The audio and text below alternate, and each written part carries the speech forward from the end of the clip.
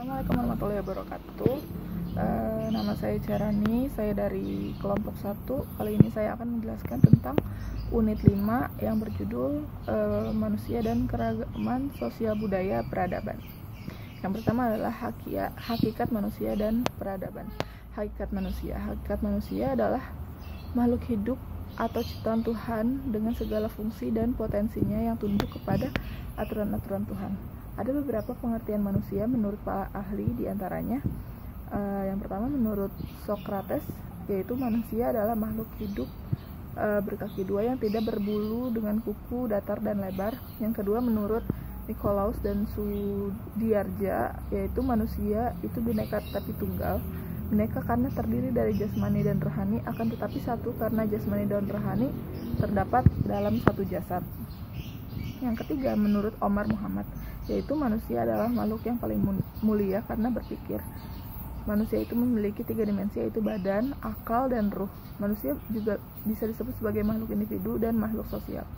Manusia sebagai makhluk individu apabila unsur-unsur tersebut tidak terbagi atau dapat dikatakan tetap berada dalam satu kesatuan yang utuh. Manusia sebagai makhluk sosial dikatakan apabila kita tidak bisa hidup sendiri dan selalu membutuhkan pertolongan dari orang lain. Yang kedua adalah pengertian dari peradaban. Peradaban berasal dari kata adab yang berarti kesopanan, kehormatan, budi pekerti, dan etika. Lawannya adalah biadab, kasar, kurang ajar, dan tidak tahu pergaulan.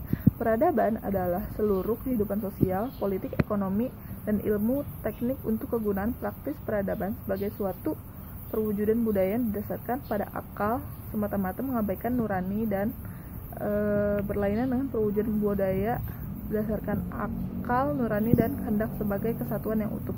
Peradaban didefinisikan sebagai keseluruhan kompleksitas produk pikiran kelompok manusia yang mengatasi negara, ras, suku, atau agama yang membedakannya dari yang lain. Beradab setidaknya sebuah masyarakat bersifat relatif dan harus ada norma. Kebutuhan akan adab dengan peradaban mengacu pada masyarakat yang memiliki organisasi sosial, kebudayaan, dan cara berkehidupan yang sudah maju yang menyebabkan berbeda dari masyarakat lain.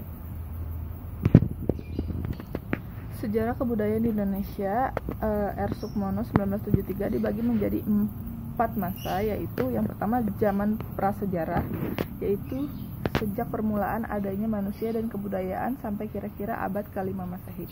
Yang kedua zaman purba, yaitu sejak datangnya pengaruh India pada abad pertama Masehi sampai dengan runtuhnya Majapahit sekitar tahun 1500